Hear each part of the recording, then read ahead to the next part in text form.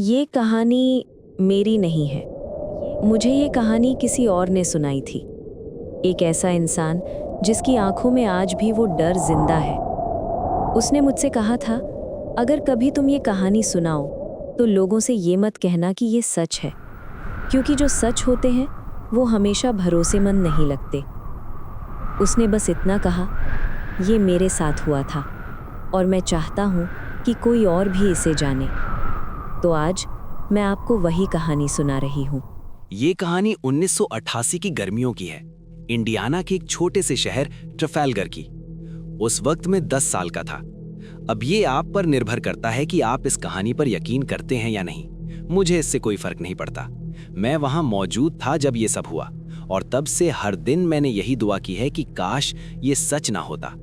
लेकिन अपने दिल की गहराइयों में मैं सच जानता हूं। मेरा परिवार शहर से दूर देहात में रहता था। एकदम जंगली इलाका तो नहीं था, लेकिन पास के किराना स्टोर तक जाने में भी कम से कम 30 मिनट लगते थे। स्कूल की छुट्टियां चल रही थीं। मेरी 2 बहनें थीं, इसलिए मेरा ज्यादातर समय अकेले खेलने में ही बीतता था। मुझे कभी इसका बुरा नहीं लगा, क्योंकि मेरा दिमाग कल्पनाओं से भरा था और अकेले खेलने में मैं अपनी मर्जी का मालिक था। हमारे घर के पीछे एक घना जंगल था, जिसके चारों ओर 5 पड़ोसियों के घर बने हुए थे। वहां नेटल्स, रॉबिन्सन्स, हमारा परिवार यानी स्मिथ्स, मिचेल्स और फिर एक था मिस्ट्री हाउस, रहस्यमयी घर। मैं बाकी सभी परिवारों को अच्छे से जानता था। मिसेस नेटल्स मेरी दूसरी कक्षा की टीचर थीं। मिचेल परिवार के बच्चे मुझसे थोड़े बड़े थे और हमारे साथ बस में जाते थे। मिस्टर रॉबिन्सन तो सबसे शानदार पड़ोसी थे। उन्होंने अपने ट्रैक्टर से जंगल में पगडंडियों का एक जाल बना दिया था, ताकि हम बच्चे वहां खेल सकें। उनकी पोती ट्रेसी मेरी ही क्लास में थी। लेकिन वो मिस्ट्री हाउस, हम बच्चों में से कोई नहीं जानता था कि वहां कौन रहता है, और मुझे पता है कि मेरे माता पिता को भी इस बारे में कोई अंदाजा नहीं था। वो घर जंगल में काफी पीछे की ओर बना था, ठीक मेरे घर के पीछे। मुझे उस जंगल में अकेले जाकर खेलना बहुत पसंद था। मेरे माता पिता को तब तक कोई आपत्ति नहीं थी जब तक मैं अंधेरा होने से पहले घर लौट आता। तो 10 साल की उम्र में मैं अपना GI जो खिलौनों का बैग लेकर गर्मियों भर जंगल में खेलता रहता था। मैंने एक छोटी सी नदी के पास अपनी एक जगह बना ली थी, जो रॉबिन्सन की पगडंडी से ज्यादा दूर नहीं थी। वहां से मुझे अपनी माँ की आवाज सुनाई दे जाती थी।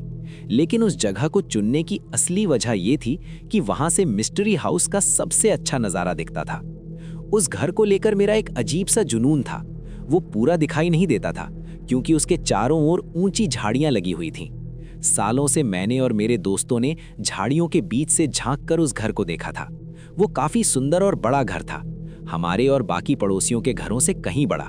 वो 3 मंजिला था, इसलिए मेरी खेलने वाली जगह से उसकी ऊपर की मंजिलें साफ दिखती थीं। वहीं पर वो खिड़की थी, तीसरी मंजिल पर बाहर की ओर निकली हुई एक अकेली खिड़की। मैं अक्सर उसे घूरता रहता और सोचता कि उसके अंदर क्या चल रहा होगा। खैर, अब मैं इस डरावनी कहानी के मुख्य हिस्से पर आता हूँ। एक दिन जब मैं अपनी उसी जगह पर खेल रहा था, अचानक मुझे एक भयानक एहसास हुआ। मैं डर के मारे जम गया। अपनी जिंदगी में मैं पहले भी डरा हूँ, लेकिन ऐसा लकवा मार देने वाला डर कभी महसूस नहीं हुआ। मुझे अचानक महसूस हुआ कि कोई मुझे देख रहा है। आप सोच रहे होंगे कि शायद उस रहस्यमयी घर की खिड़की से कोई देख रहा होगा, लेकिन नहीं। मुझे लगा कि कोई चीज़ या कोई इंसान मेरे ठीक पीछे जंगल में खड़ा है। कुछ मिनटों तक, जो मुझे सदियों जैसे लगे, मैं हिल नहीं पाया। मैं पीछे मुड़कर उस चेहरे को नहीं देखना चाहता था जो मेरे पीछे था। आखिरकार मैंने हिम्मत जुटाई, अपना बैग उठाया और बिना पीछे मुड़े शांति से अपने घर की ओर चल दिया। मैंने इस बारे में अपने माता पिता को कुछ नहीं बताया। कुछ दिनों तक तो मैं जंगल में जाने की हिम्मत नहीं जुटा सका, लेकिन फिर बोरियत होने लगी और मैंने खुद को समझाया कि ये सब मेरी कल्पना थी। आखिर 10 साल का बच्चा अकेले जंगल में डरेगा ही। तो मैंने फिर से हिम्मत की और जंगल में गया, लेकिन इस बार मैं अपने खिलौने घर पर ही छोड़ आया, ताकि अगर भागना पड़े तो कोई बोझ ना रहे। बेवकूफ़ी देखिए, मैं फिर से उसी जगह गया। मैं वहां बैठा ही था कि अचानक फिर वही एहसास कि कोई मुझे देख रहा है। पिछली बार की तरह मैंने घर की ओर रुख किया और चलने लगा। तभी एक आवाज़ आई। उसने शांति से कहा, तुम्हें जाने की ज़रूरत नहीं है। सुनने में ये डरावना लग सकता है, लेकिन वो आवाज़ डरावनी नहीं थी। वो किसी मॉन्स्टर की नहीं, बल्कि एक छोटी बच्ची की आवाज़ थी। उसने अपना नाम लॉरा बताया और कहा कि वो अपने माता पिता के साथ उसी मिस्ट्री हाउस में रहती है। वो अपने माता पिता की इकलौती संतान थी। वो मुझे जंगल के उस हिस्से में ले गई जहां मैं पहले कभी नहीं गया था। वहां पेड़ों के बीच रस्सी और लकड़ी से बना हुआ एक झूला था। लॉरा उस झूले पर बैठकर अपने पैर हिलाती रहती और मुझसे मेरे जीवन, घर और परिवार के बारे में सवाल पूछती। लेकिन जब मैं उसके बारे में कुछ पूछता तो वो बात बदल देती। लॉरा मुझसे 1 साल बड़ी थी। उसकी आंखें गहरी भूरी थीं और उसके बाल पीनट्स कॉमिक की पेपरमिंट पैटी की जैसे छोटे कटे हुए थे। उसके कपड़े हमेशा थोड़े अजीब लगते थे, जैसे उसे ठीक से फिट ना आते हों। ये सिलसिला कुछ दिनों या शायद 1 हफ्ते तक चला। मैं जंगल में जाता और थोड़ी देर में लॉरा आ जाती। उसने बताया कि वो होम स्कूलिंग करती है, यानी घर पर ही पढ़ती है, इसलिए वो कभी स्कूल बस में नहीं दिखी। एक दिन उसने मुझे एक आधे सूखे पेड़ के पास ले जाकर दिखाया, जहां उसने एक दिल के अंदर अपना नाम कुरेद कर लिखा था। फिर उसने पेड़ के एक खोखले हिस्से से मालबोरो रेड्स का एक सिगरेट का पैकेट निकाला। उसने कहा कि उसने अपनी माँ से चुराया है। और फिर उस 10 साल की उम्र में मैं एक बड़ी लड़की के साथ जंगल में सिगरेट पीना सीख रहा था। लॉरा ने मुझे बताया कि तीसरी मंजिल वाली वो अकेली खिड़की उसी के कमरे की है। वो पूरी मंजिल उसका अपना कमरा थी। उसके घर के बारे में मुझे बस इतनी ही जानकारी थी, लेकिन मुझे हमेशा ये महसूस होता था कि उसके माता पिता कुछ ठीक लोग नहीं हैं। मैंने अपने परिवार को अपनी इस नई दोस्त के बारे में बताया, सिगरेट वाली बात छुपाकर। उन्होंने इसे सामान्य माना। मेरी बहन तो मुझे गर्लफ्रेंड के नाम पर चिढ़ाने लगी थी।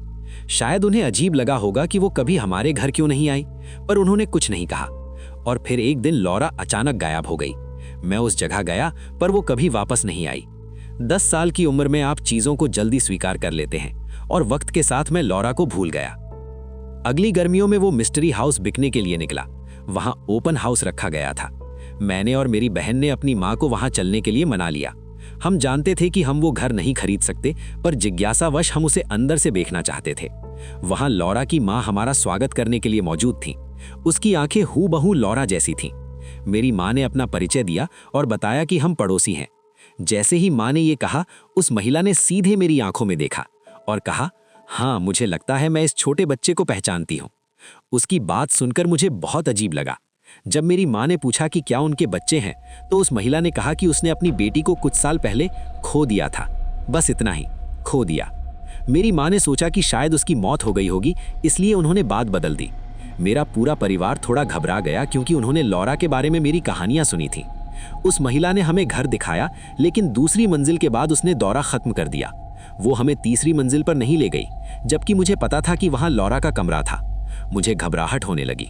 तभी उस महिला ने मेरी तरफ देखा और वो शब्द कहे जो आज भी मेरे कानों में गूंजते हैं, क्या हुआ छोटे बच्चे? तुम्हें देखकर ऐसा लग रहा है जैसे तुमने कोई भूत देख लिया हो। घर लौटते ही माँ ने मुझसे कहा कि अब मैं अकेले जंगल में नहीं जाऊंगा। मेरी बहन को यकीन हो गया कि वो कोई भूत था, और हम उसे लॉरा ऑफ द वुड्स कहने लगे। एक बार मैं चोरी छुपे अपनी उसी जगह गया। मुझे लगा लॉरा खिड़की से मुझे देख रही होगी। मैंने ऊपर देखा तो वहां वाकई कोई खड़ा था, लेकिन वो लॉरा नहीं, उसकी माँ थी। मैं वहां से जान बचाकर भागा। अगले 18 सालों तक मैं इसी यकीन के साथ जिया कि बचपन में मेरी सहेली एक भूत थी।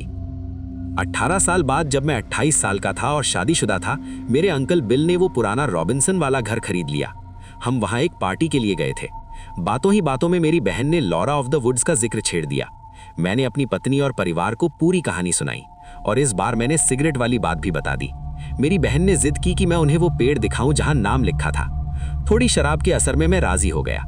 पुराने रास्ते अभी भी थोड़े बहुत नजर आ रहे थे। मैं उस जगह पहुंचा और वहां वाकई वो झूला अभी भी मौजूद था। थोड़ा आगे जाने पर हमें वो पेड़ भी मिल गया। छाल पर अभी भी एक दिल के अंदर लॉरा नाम कुदा हुआ था।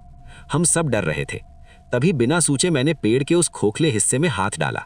जैसे ही मेरा हाथ किसी चीज से टकराया, मैं समझ गया कि वो क्या है। मैंने हाथ बाहर निकाला। उसमें 18 साल पुराना मालबोरो सिगरेट का पैकेट था। हम वहां से तुरंत भाग निकले। लेकिन अब मेरी कहानी में एक बड़ा छेद था। सालों से जिसे मैं भूत समझ रहा था, क्या कोई भूत सिगरेट पी सकता है या पेड़ पर नाम कुरेद सकता है? अब मुझे यकीन हो गया कि लॉरा असली थी। कुछ महीनों बाद मुझे फूड पॉइजनिंग हो गई और मैं तेज बुखार में का। उसी बेहोशी की हालत में मुझे एक सपना आया। मैं अपने बचपन के उसी जंगल में था। शाम का धुंधला वक्त था। मैं एक मोड़ मुड़ा और वहां वो बेंच थी जहां लॉरा बैठती थी। वो वहां बैठी थी, वही छोटे बाल और वही बेढंगे कपड़े। मैं उसके सामने गया और उसे देखा। वो एक शैतानी मुस्कान के साथ हंस रही थी, जैसे कह रही हो, मैंने तुम्हें बेवकूफ बना दिया। मैं बुरी तरह डर गया। तभी उसने अपना हाथ अपने बालों पर रखा और उन्हें ऊपर खींच लिया। वे बाल नहीं, एक विग यानी नकली बाल थे।